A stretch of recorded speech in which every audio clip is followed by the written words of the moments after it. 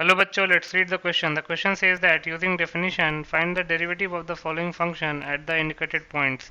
And the given function is f of x is equal to 3 and the indicated points are at x is equal to 0 and at x is equal to 3. इस question में f of x is equal to 3 का derivative at point x is equal to 0 and at x is equal to 3 निकालना है using definition of derivative. बहुत ही simple सा question है. पहले हम की कॉन्सेप्ट लिख लेते हैं. की कॉन्सेप्ट. तो डेफिनेशन ऑफ डेरिवेटिव क्या कहता है? डेफिनेशन ऑफ डेरिवेटिव वो होता है f dash x is equal to limit h tends to zero f of x plus h minus f of x upon h. ये डेरिवेटिव की डेफिनेशन होती है. किसी भी फंक्शन का डेरिवेटिव निकालने का ये फॉर्मूला होता है. तो गिवन फंक्शन क्या है?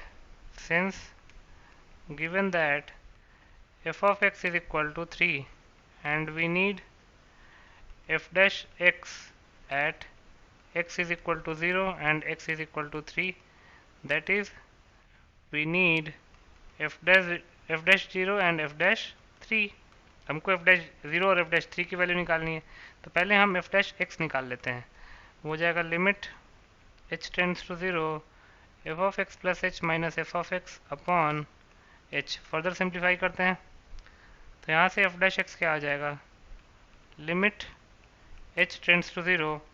अब f of x है 3 तो f of x plus h भी 3 ही होगा क्योंकि f of x में कोई x का फंक्शन ही नहीं है तो 3 ही होगा. Minus f of x plus h minus f of x again 3 है अपॉन h. तो हो जाएगा लिमिट h टेंड्स टू 0. यहाँ पे 3 माइनस 3 ये एग्जैक्ट 0 है अपॉन h. तो एग्जैक्ट 0 अपॉन टेंडिंग टू 0 हमेशा 0 ही आएगा.